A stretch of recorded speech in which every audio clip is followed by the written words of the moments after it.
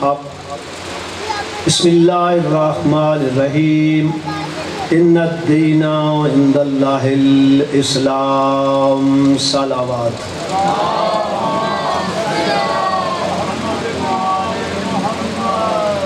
مالک دو جہاں آپ کی عبادات کو منظور و مقبول فرمائے اور تمام عزادار جو ہیں مالک ان کی حفاظت فرمائے۔ قوم و ملت کے حوالے سے جو پریشانی ہے مالک ان کو دور فرمائے۔ تمام حاضرین کی جو شرعی حاجات ہیں مالک ان کو پورا فرمائے۔ صلوات۔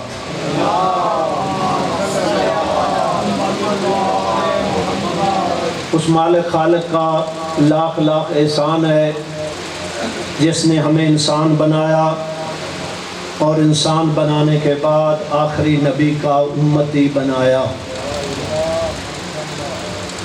اس نے اپنا دین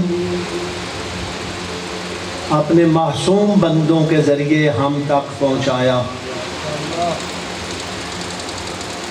پہلے انبیاء بھی معصوم تھے اور اس اللہ نے ہم پہ یہ احسان کیا کہ جس طرح آپ سنتے ہیں حضرت موسیٰ علیہ السلام جب اللہ کی بارگاہ میں گئے پہاڑ پہ تو ان کو اللہ نے تورات تختیوں کی صورت میں دی۔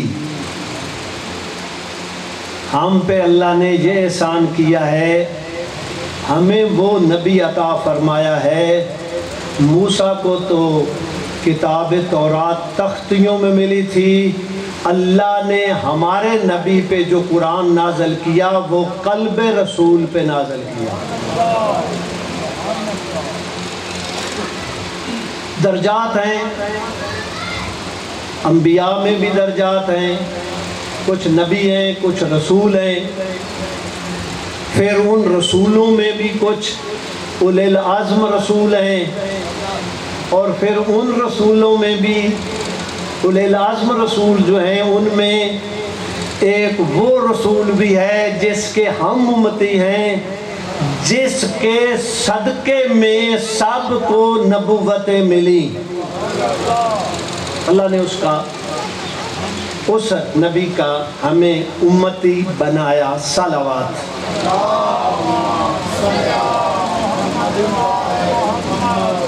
اس نبی کو مالک نے ظاہری دنیا میں ان کی ولادت ہے، ایک یہ ہے کہ ایک ان کے نور کی خلقت ہے۔ نور کی خلقت کا وقت اور ہے، ولادت کا وقت اور ہے۔ نور کی خلقت کے حوالے سے مختصر تعارف کرا دوں بچوں کو۔ جب حضرت آدم علیہ السلام کا جسم بنا دیا گیا، اس میں روح پھونک دی گئی، انہوں نے سر اٹھایا تو کیا دیکھا؟ انوار خمسہ کو دیکھا کہ 5 نور ہیں، رکعان و سجدان، جو حالت رکوع میں ہیں، کچھ حالت سجود میں ہیں۔ تو اللہ کی بارگاہ میں التجا کی، بارلا ابو البشر میں ہوں، یہ رکوع اور سجود کرنے والے اللہ نے تعارف فرمایا۔ آدم سن، ان میں سے ایک وہ ہے، میں نے اپنے نام سے مشتق کر کے اس کا نام محمد رکھا ہے۔ ایک وہ ہے جس کا میں اعلیٰ ہوں، میں نے اپنے نام سے مشتق کر کے ایک کا نام علی رکھا ہے۔ میں فاطر السماوات والارض ہوں، میں نے اپنے نام سے مشتق کر کے ایک کا نام فاطمہ رکھا ہے۔ میں احسان کرنے والا ہوں، محسن ہوں، میں نے اپنے نام سے مشتق کر کے ایک کا نام حسن رکھا ہے۔ میں قدیم اللسان ہوں، میں نے اپنے نام سے مشتق کر کے ایک کا نام حسین رکھا ہے۔ اور پھر یاد رکھ یہ زمین و آسمان،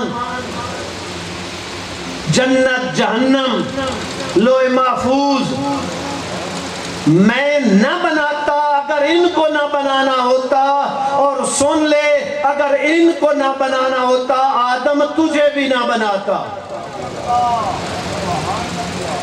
اور سن لے جب دنیا میں کوئی مشکل آئے تو جو ان کے صدقے میں دعا کرے گا میں ان کی دعا کو رد نہیں کروں گا۔ صلوات۔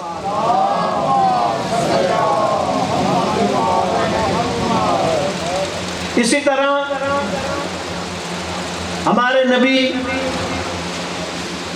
یکم عام الفیل، وہ جو ہاتھیوں پہ آیا تھا، جس سال وہ آیا تھا عام الفیل، ہاتھیوں والا سال، اس سال میں حضور کی ولادت ہے، اور اس ولادت سے یہ ہوا جو پاس تھے انہوں نے دور دور کے ملکوں کے محلوں کو بھی دیکھا معصوم کی ولادت کے بعد ان کے نور کی روشنی میں۔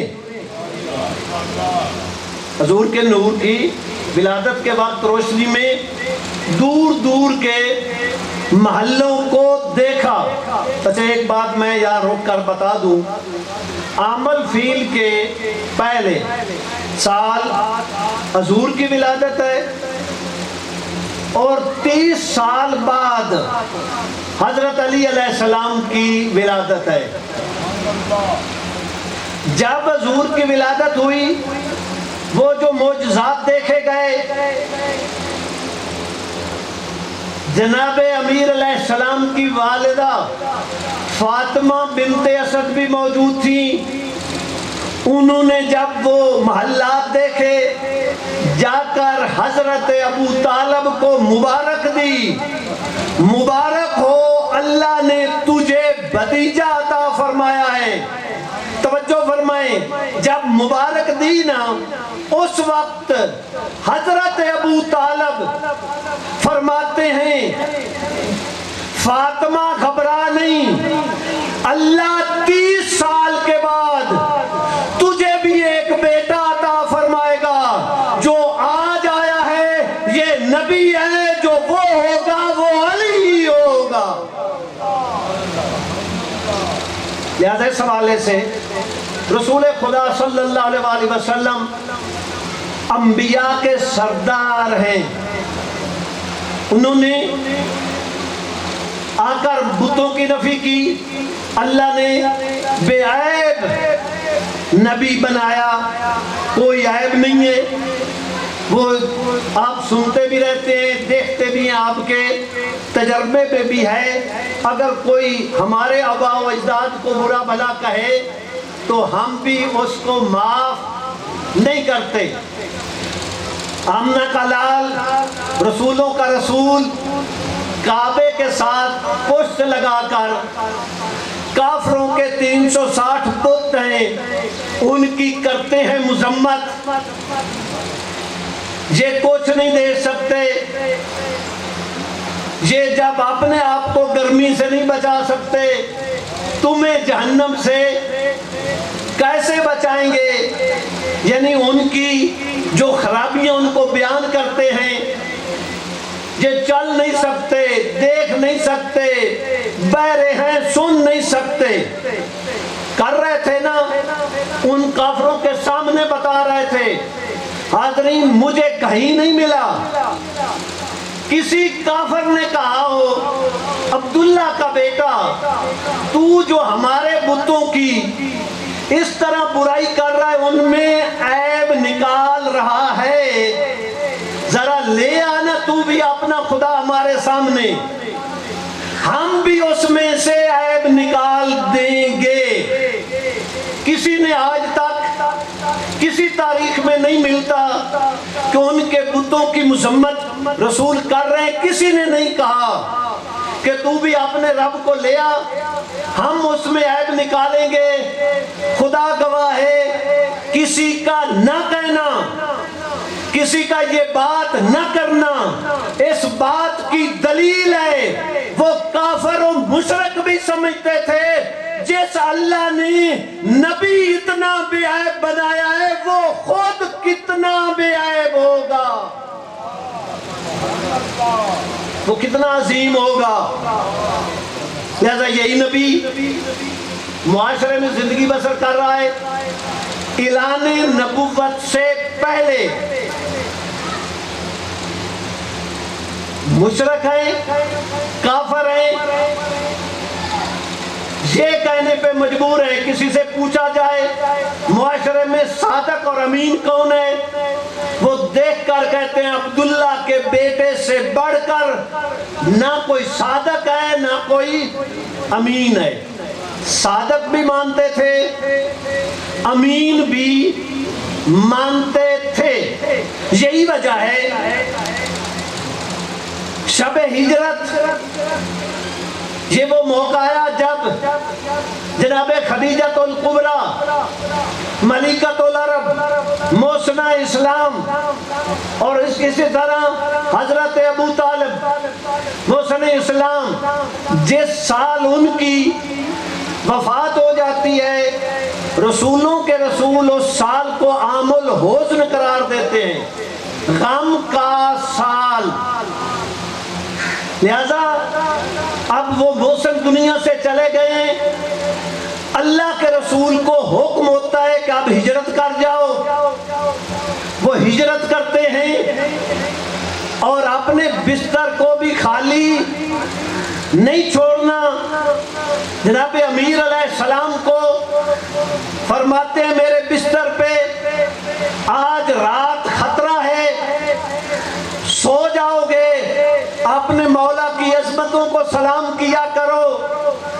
اب مولا کو پوچھنا چاہیے تھا یا رسول اللہ میں سو جاؤں تو میری جان بچ جائے گی، یہ نہیں پوچھا۔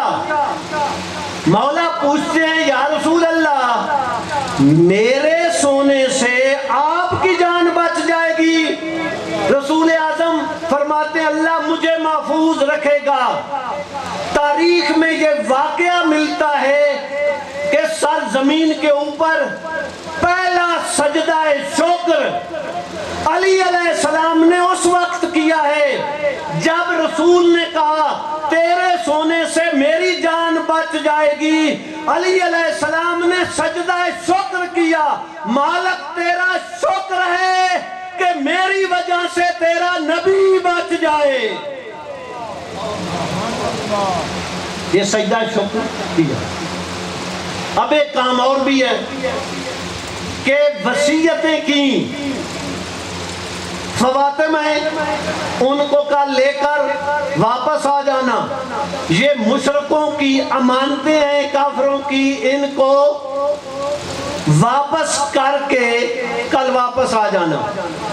میرا سوال ہے وہ کافر جو آپ کی جان کے دشمن تھے مگر آپ کو امین مانتے تھے، امانتیں حضور کے پاس تھیں، لہذا حضور نے یہ بھی نہیں کیا کہ امانتیں ساتھ لے جاتے۔ بعد میں فتح مکہ کے بعد واپس آنا ہے، آ کر رسول امانتیں جن کی ہیں دے دیں، مگر یہ ہوتا کہ تھوڑی دیر کے لیے مشرک کہتے وہ امانتیں لے کر چلا گیا ہے۔ اللہ یہ پسند نہیں کرتا میرے رسول کے دامن پہ تھوڑی دیر کے لیے بھی اس قسم کا دھبا ہو۔ یا رسول اللہ جہاں پڑی ہے وہاں پڑی رہنے دیں، جس کی ہے وہ خود آ کر اٹھا لے گا، مگر نہیں، رسولوں کے رسول علی علیہ السلام کو چھوڑتے ہیں کہ کل یہ امانتیں مشرکین کی واپس کر کے آ جانا۔ صلوات۔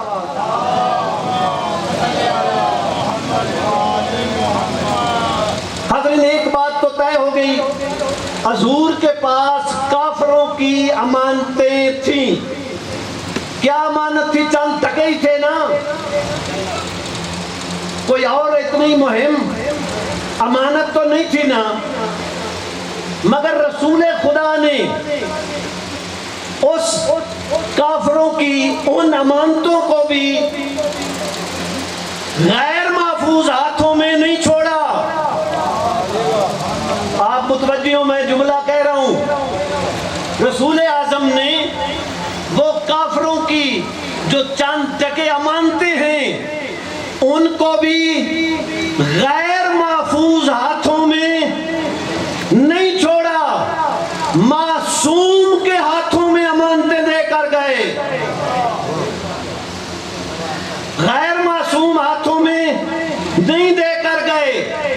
ہم دنیا والوں کو بتاتے ہیں، توجہ کریں، ہم دنیا والوں کو بتاتے ہیں، دنیا والوں عقل سے کام لو، سمجھنے کی کوشش کرو۔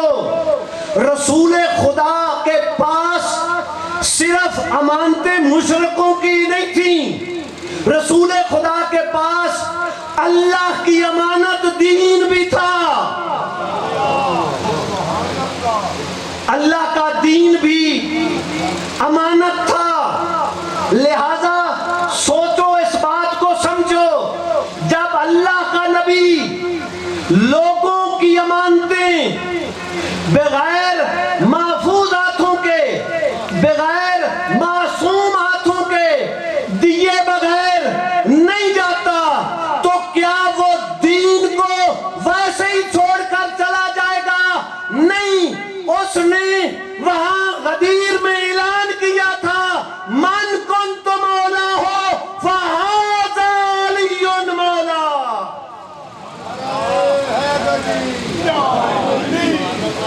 لہذا یہ بات اپنی جگہ پہ طے ہے کہ جب ان کی امانتیں غیر محفوظ ہاتھوں میں نہیں تو اللہ کے پاس دین امانت ہے اللہ کی، وہ بھی ویسے نہیں چھوڑ جائے گا، غیر محفوظ ہاتھوں میں دے کر نہیں جائے گا۔ صلوات۔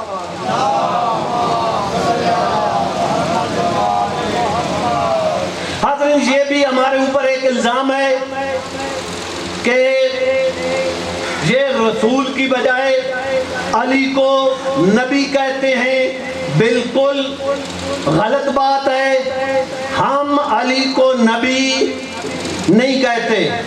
میں اپنے مجمع میں اس بات کا اظہار کر رہا ہوں پوری ذمہ داری سے، ہم علی کو ولی مانتے ہیں، نبی نہیں مانتے۔ البتہ جو نبی اور علی میں فرق نہ کر سکے وہ کافر تھے، جو ہجرت کی رات ساری رات سمجھتے رہے نبی سویا ہوا ہے، کافر تھے۔ ہم علی کو ولی مانتے ہیں، جانشین رسول مانتے ہیں، نبی نہیں مانتے۔ میں نے ایک بات کی طرف اپنے مجمع کو لے جانا ہے، وہ یہ ہے کہ ایک تقیہ آپ سنتے رہتے ہیں، ہمارے مذہب میں ہے تقیہ کہ جہاں پہ جان کا خطرہ ہو، مختصر، زیادہ وضاحت نہیں، جان کا خطرہ ہو تو اپنا مذہب آپ چھپا سکتے ہیں، البتہ جہاں پہ تمہاری جان جانے سے نہ تمہیں فائدہ ہو، نہ دوسرے مسلمانوں کو فائدہ ہو، نہ اسلام کو فائدہ ہو، جان جا رہی ہے تو تم تقیہ کر سکتے ہو۔ ٹھیک ہو گیا؟ ہر جگہ نہیں، اس کی شرائط ہے۔ تقیہ ہے کہ آپ اپنے مثلا کسی جگہ پہ آپ کو خطرہ ہے، نماز پڑھنی ہے، تو حالات ایسے ہیں کہ آپ کھول کر نماز پڑھیں گے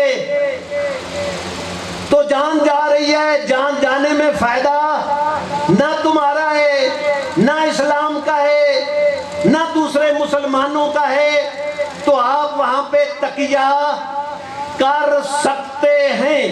اور لوگ کہتے ہیں کہ یہ تقیہ جھوٹ ہے، شیعہ جھوٹ بولتے ہیں۔ میں آپ کی خدمت میں عرض کرنا ہے تقیہ جھوٹ نہیں ہے۔ صلوات۔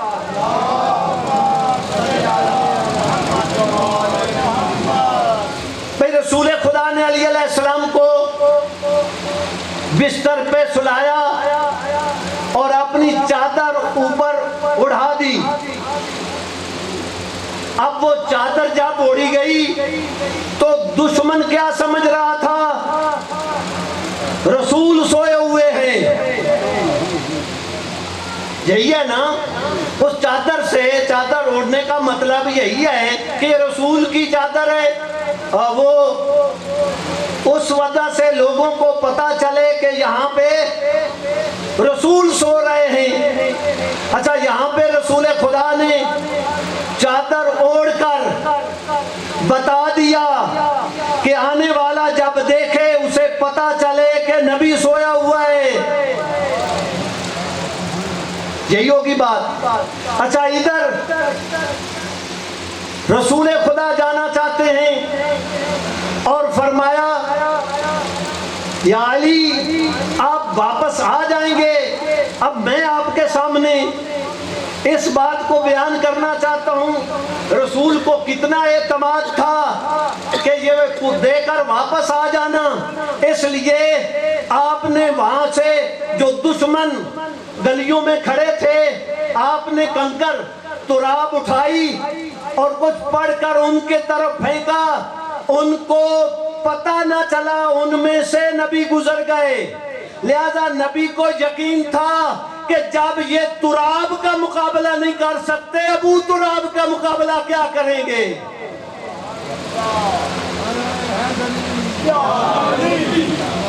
جب صبح ہو گئی نتیجہ یہ ہوا وہ کفار آ گئے. اب وہ کفار جب آئے جن کی نہیں تھی وہ بھی مانگنے کے پروگرام میں آئے گئے. ہمارے بزرگ عالم دین مولانا اختر عباس صاحب وہ فرمایا کرتے تھے کہ جب یہ آئے نا کفار ان کا دھاندلی کرنے کا پروگرام بنا. دھاندلی تو آپ سمجھتے ہیں نا کہ جن کی نہیں ہے وہ بھی مانگے، جن کی تھوڑی ہے وہ زیادہ مانگے. جس کے پاس امانتیں تھی وہ تو چلا گیا ہے، دینی ہے علی علیہ السلام نے. موصوف فرمایا کرتے تھے جب ابو طالب نے دیکھا نا، ابو تراب نے جب دیکھا، ابو طالب کے بیٹے میرے اور آپ کے امام علی علیہ السلام نے جب دیکھا کہ ان کا دھاندلی کرنے کا پروگرام ہے، مولا میر علیہ السلام نے دیکھ کر کہا خبردار ایک بات ذہن میں رکھنا، اگر میرا بھائی پتھروں سے اپنی نبوت کا کلمہ پڑھا سکتا ہے، اگر میرا بھائی پتھروں سے اپنی نبوت کا کلمہ پڑھا سکتا ہے، میں بھی تمہاری امانتوں سے ولایت کا کلمہ پڑھاؤں گا. وہ بول کر کہیں گی کس کافر کی ہے اور کتنی ہے. لہذا رسول اعظم چلے. اب انہوں نے وہ آپ کی اصطلاح میں فوجی لیا اور ادھر پہنچ گئے. فوجی بڑا ہی سمجھدار تھا، پتھریلی زمین پہ نشان جو ہے وہ سمجھ رہا تھا، وہ غار کے دروازے کے اوپر لے گیا. ٹھیک ہو گیا. غار کے دروازے پہ جب لے گیا وہ دیکھ کر کہتا ہے میرا علم یہی بتاتا ہے کہ یہاں ہے یا غار کے اندر ہے یا یہ ہے کہ بر محمد و آل محمد صلوات.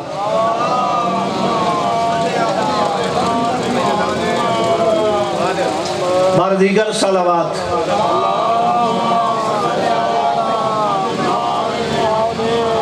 توجہ فرمائیں، یا غار کے اندر ہے یا پھر یہ ہے کہ جس کا وہ دعویٰ کرتا ہے جس نے مجھے بھیجا ہے حضرت عیسیٰ کی طرح اللہ نے آسمان پہ اٹھا لیا ہے.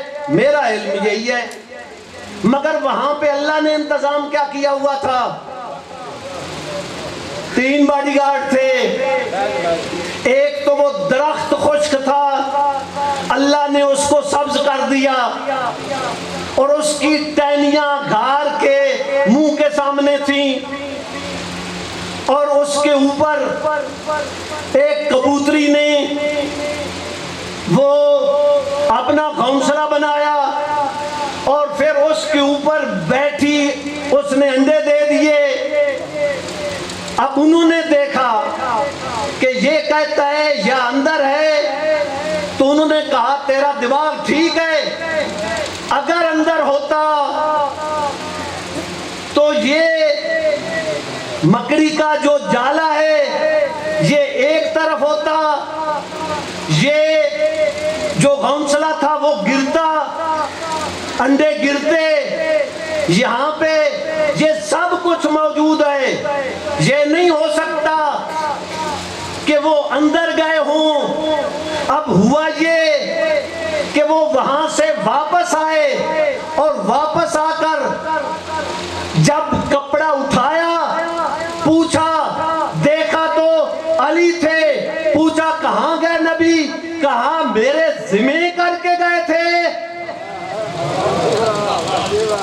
اب میں یہاں پہ جو بات کہی تھی اس کو بیان کرنا چاہتا ہوں۔ تقیہ، حضور نے اپنی یمنی چادر اڑا کر بتایا، دیکھنے والا دیکھے کہ نبی سویا ہوا ہے۔ اللہ نے وہاں پہ 3 باڈی گارڈ بٹھا کر ان کو بتایا کہ اندر کوئی نہیں گیا، حالانکہ رسول اندر تھے۔ بس میں جو کہتے ہیں نا کہ تقیہ جھوٹ ہے، جھوٹ بولتے ہیں، میں ان کو جواب دیتا ہوں، شب ہجرت اگر نبی تقیہ نہ کرتا، ہم نہ کرتے، غار غار کے منہ پہ اللہ تقیہ نہ کرتا، ہم تقیہ نہ کرتے۔ پر محمد و آل محمد صلوات۔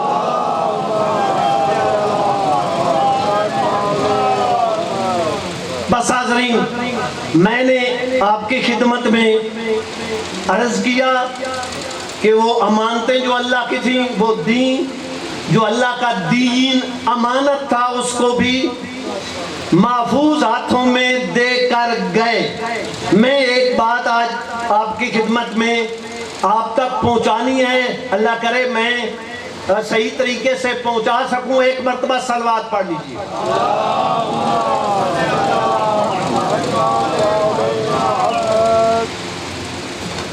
کچھ برادران مسلمانوں کا اعتقاد ہے کہ رسول خدا کسی کو اپنا خلیفہ وارث بنا کر نہیں گئے، یہی ہے نا؟ آیا آپ اس کو پسند کرتے ہیں؟ اس عقیدے کو نہیں کرتے؟ اگر پسند کرتے ہوتے تو اس کو قبول کرتے۔ تم نے تو قبول کیا کہ رسول خدا نے دعوت ذوالحجیرہ میں بھی علی علیہ السلام کی خلافت و ولایت و جانشینی کا اعلان کیا، یہاں اعلان کیا، غدیر میں اعلان بھی کیا، اور ہاتھوں میں اٹھا کر علی کو دکھایا بھی کہ جس جس کا میں مولا ہوں اس کا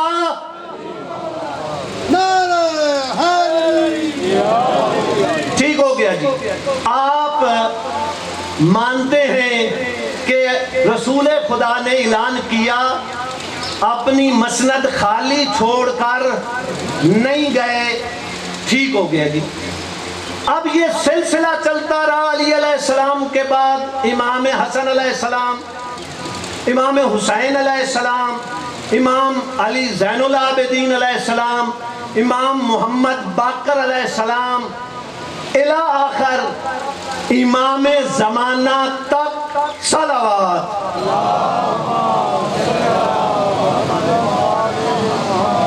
یہ تو موجود تھے۔ آپ کا عقیدہ کہ یہ بعد میں وارث تھے، امام تھے، موجود تھے۔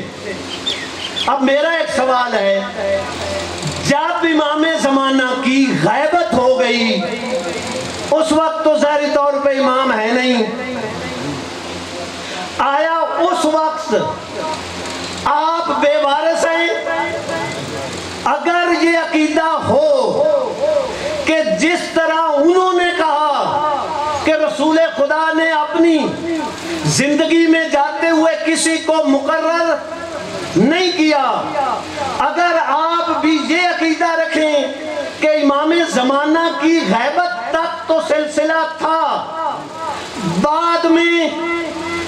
بھی ان کی طرح بے وارث ہیں، کوئی وارث، کوئی قائم مقام نہیں ہے، تو پھر ان میں اور تم میں کیا فرق ہے؟ ایک مرتبہ کچھ برادران آج پریشان بیٹھے ہیں، بلند آواز سے صلوات پڑھے تاکہ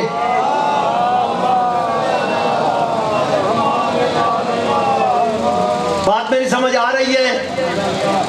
اگر آپ کہیں کہ اس وقت انہوں نے مان لیا، آپ نے غیبت امام زمانہ تک مان لیا، تو اس کا مطلب یہ ہوا تمہارے اور ان کے درمیان پھر کوئی فرق نہیں ہے۔ فرق ایک وقت کا ہے کہ تقریباً 150 سال آپ نے پہلے مانا کہ وارث تھے، اس وقت کوئی قائم مقام تھے، 1.5 سال کے بعد کوئی نہیں، پھر نتیجہ یہ ہوا انہوں نے بھی کہا بعد میں کوئی نہیں، آپ نے بھی مان لیا کوئی نہیں، پھر فرق نہیں ہے۔ مگر ایسا نہیں ہے۔ صلوات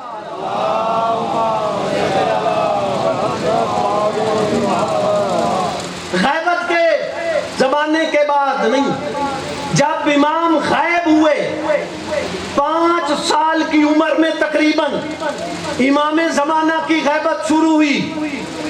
میں بار بار غیبت کہتا رہا، 5 سال کی عمر کے بعد غیبت شروع ہوئی، اور غیبت کی بھی 2 قسمیں ہیں، ایک غیبت صغریٰ ہے، ایک غیبت کبریٰ ہے۔ غیبت صغریٰ تقریباً ایک کم 70 سال کا دورانیہ ہے۔ غیبت صغریٰ یہ تھی، امام کے 4 نائب تھے، لوگوں کی جو مشکل ہوتی تھی، جو سوال ہوتا تھا وہ اس نائب تک پہنچاتے، نائب امام سے ملاقات کرتے، وہ ان کو جواب دے دیتے، یعنی نائب ملاقات کرتا تھا اس غیبت میں، ہر بندہ نہیں، مگر لوگوں کے سوال و جواب ان تک پہنچتے تھے۔ صلوات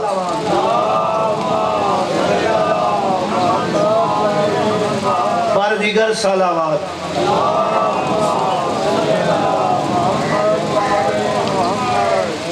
اس دور میں غیبت صغریٰ میں نائب تک لوگ سوال پہنچاتے، امام جواب دیتے، یہ غیبت صغریٰ ہے۔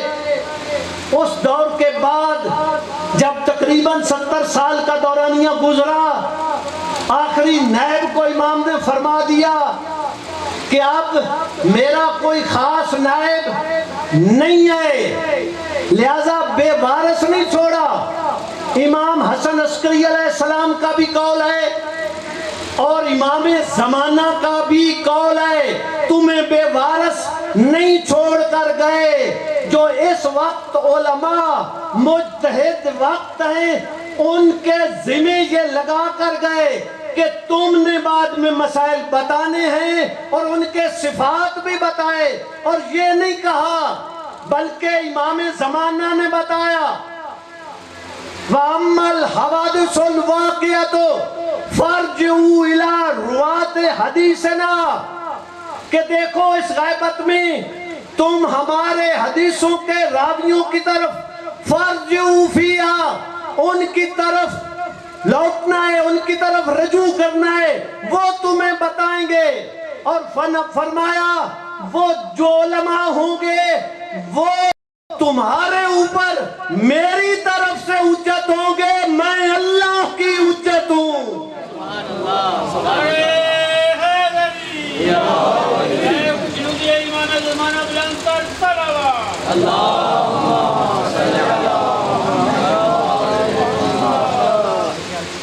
گیارہویں امام رشاد فرماتے ہیں فَأَمَّا الْحَوَادِثُ، ہاں فَأَمَّا اس حوالے سے کہ کن لوگوں کی آپ نے ان کی شرائط بھی بیان کی ہیں، صفات بیان کی ہیں، ایسا نہیں ہے کہ جس کو آپ چاہیں۔ ہاں البتہ میں ایک بات ضروری سمجھتا ہوں، امام نے یہ فرمایا آج کے بعد جو بندہ یہ دعویٰ کرے میں جب چاہتا ہوں اپنے امام سے ملاقات کرتا ہوں وہ جھوٹا ہے۔ اور آپ کو متوجہ کر رہا ہوں، اس وقت لوگ ہیں جو مذہب کو خراب کر رہے ہیں، کئی لوگ ہیں جو کہتے ہیں ہم جب چاہتے ہیں امام سے ملاقات کرتے ہیں، امام فرماتے ہیں وہ جھوٹے ہیں۔ ان جھوٹوں کے پراپوگنڈے میں نہیں آنا چاہیے۔ صلوات پڑھ لیں۔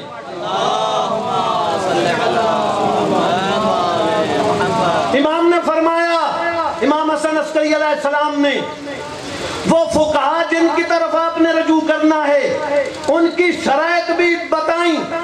پہلی صفت بتائی، صائناً لنفسہ حافظاً لدینہ مخالفاً علی ہواہ مطیعاً لامر مولاہ۔ ان فقہاء کی طرف ان کے صفات بتائے، وہ صائناً لنفسہ اپنے نفس کی بھی حفاظت کرنے والا ہوگا، خواہشات کی بھی مخالفت کرنے والا ہوگا، دین کی حفاظت کرنے والا ہوگا، اور اپنے مولا کا مطیع ہوگا۔ جس میں دیکھو یہ صفات فَلِلْعَوَامِ يُقَلِّدُونَ، عوام کو چاہیے کہ ایسے مجتہدوں کی تقلید کریں۔ ہمیں بے وارث نہیں چھوڑ کر گئے، ہماری ذمہ داری ہے تمام جو بھی بالغ عاقل ہو جاتا ہے، بالغ ہو جاتا ہے، خواہ عورت ہو خواہ مرد ہو، ان کو اس زمانے میں چاہیے کہ وہ مجتہد کی تقلید کرے۔ بے وارث نہیں، امام فرما کر گئے ہیں، سب کی ذمہ داری ہے اور اس کو ادا کرنا چاہیے۔ صلوات۔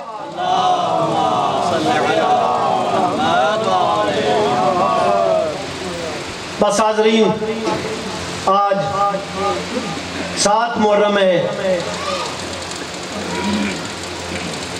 کربلا میں پانی بند کر دیا گیا۔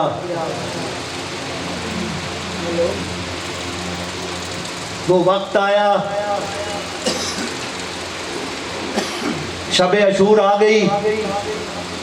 شب عاشور کا آنا تھا، شب عاشور کوئی معمولی رات نہیں ہے۔ طاہر القادری نے ایک مرتبہ جنگ میں اسرا پڑا تھا، اس نے ایک بات کہی تھی، اس نے کہا تھا اِنَّا أَنزَلْنَاهُ فِي لَيْلَةِ الْقَدْرِ، ليلۃ القدر کی عظمت آپ سمجھتے ہیں کہ بہت زیادہ ہے۔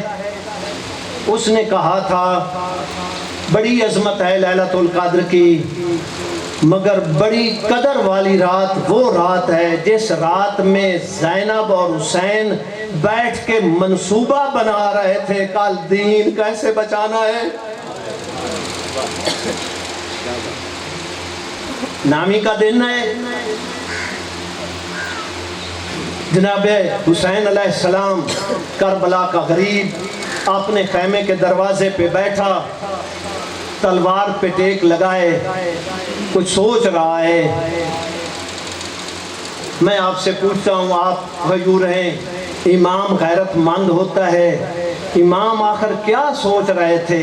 یہی سوچ رہے ہوں گے نا، میں نے شہید ہو جانا ہے اور میرے ساتھ زینب بھی ہے۔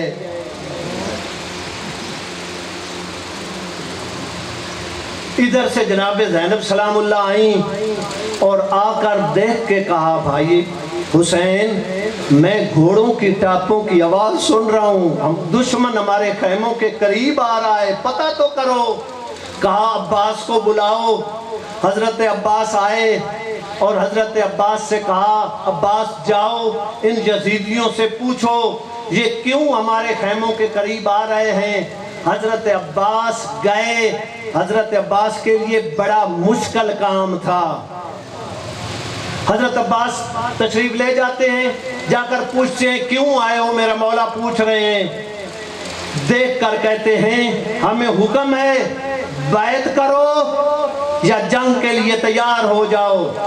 یہ بیعت کا لفظ سننا اور حضرت عباس کا برداشت کرنا بڑا مشکل تھا، مگر امام کے حکم کے پابند تھے عباس۔ کہا تھوڑی دیر ٹھہر جاؤ، میں اپنے مولا سے پوچھ لوں۔ آئے حسین علیہ السلام کی خدمت میں فرزند رسول، وہ کہتے ہیں یا بیعت کرو یا جنگ کے لیے تیار ہو جاؤ۔ حسین فرماتے ہیں عباس جاؤ نا، ان سے کہو ہمیں ایک رات کی مہلت دے دو۔ یہ مہلت کا لفظ عباس کے لیے اور زیادہ مشکل تھا یزیدیوں سے مانگنا۔ جا کر حضرت عباس نے کہا میرے مولا کہہ رہے ہیں ایک رات کی مہلت دو۔ جو سردار تھا نا فوجیوں کے ساتھ، اس نے کہا ہمیں حکم ہے کوئی رات کی مہلت نہیں دی جائے گی۔ اس کے اپنے فوجیوں میں ایک شخص نے کہا ظالم حیا کر، اگر ترک اور دلم کے دشمن ہمارے ہوتے، کافر ہوتے، وہ بھی ایک رات کے مہلت مانگتے ہم دے دیتے، یہ تو زہرا کا بیٹا ہے۔ دیکھ کر کہتا ہے اس لیے رات کی مہلت دی جائے کہیں حسین فرار نہ کر جائے۔ جو رونے کے لیے آئے ہیں نا، جب اس نے کہا نا کہیں رات کی تاریکی میں فرار نہ کر جائیں، وہ شخص دیکھ کر کہتا ہے حیا کر، اگر اس نے فرار کرنا ہوتا زینب کو ساتھ لاتے،